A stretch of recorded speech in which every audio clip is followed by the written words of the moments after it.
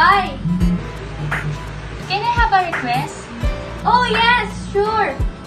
Can you help me for our subject science about Charles law and Boyle's law?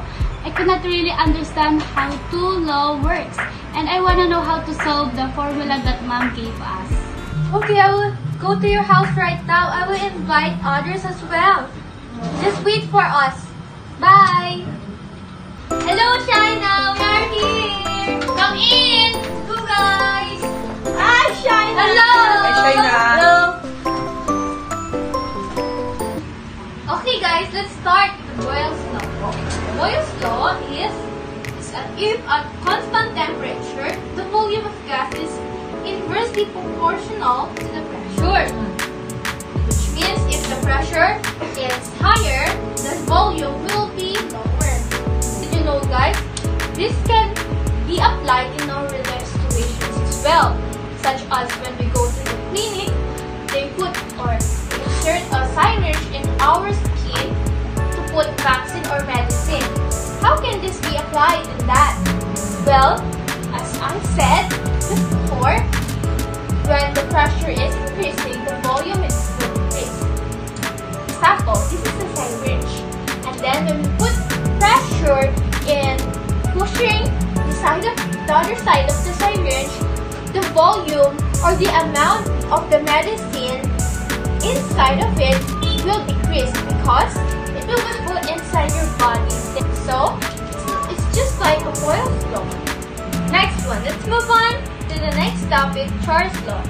The volume of a gas at constant pressure is directly proportional to the absolute temperature.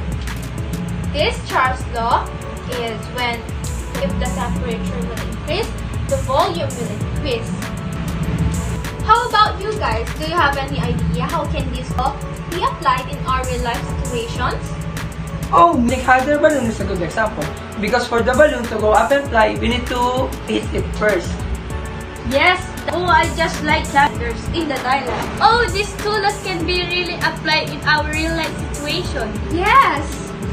I wonder when can we experience it? Oh, yes, guys. So now that you know these two laws, I think it's clear for us. And we're ready for our quiz next Monday. Time is it? Oh, I remembered. Tomorrow is Jayan's birthday. Do you like to surprise her, guys? Yes. Oh, let's have a plan. Sahawi and China should ask her father a permission to their house. And I will buy and prepare the things we need for her birthday. Oh, okay. Let's meet there, guys.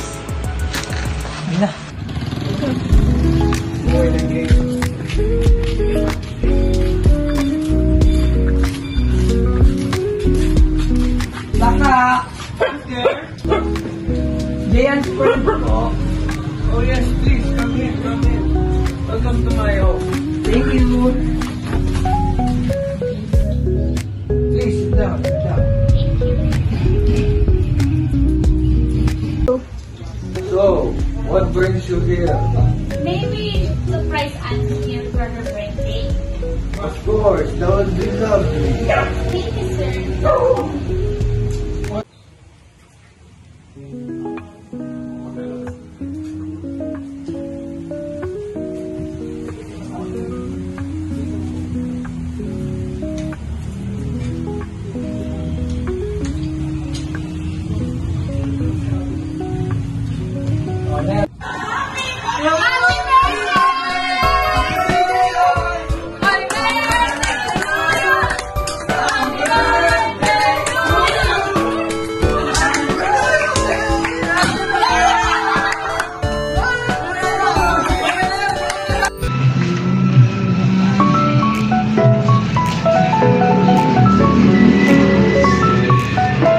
Birthday was so fun. Oh, yes, it is. By the way, guys, have you seen my message? Oh, yes. We need a reflection about our lessons in Boyle's law and Charles law. And we need also to provide examples on how can these two laws can be used in our real life situations. Do you guys have any ideas on what to do?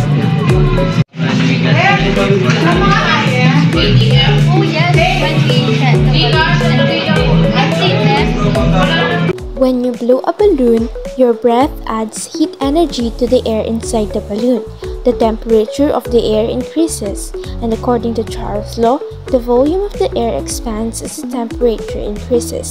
The expanding air fills the balloon, causing it to inflate. Another that happened is when the balloon pops due to the fire, as the increasing temperature causes the air inside the balloon to expand and eventually burst the balloon. Yes, we can use that for our reflection.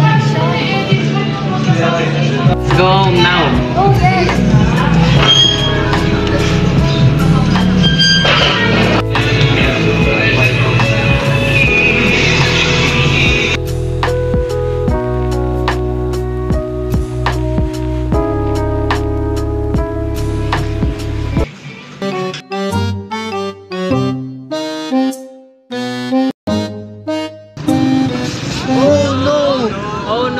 Wait, that's also a good example of Boyle's law. Oh yes, it is, because when you shake the bottle, the pressure inside the bottle increases, causing the volume of the gas to decrease, causing it to burst.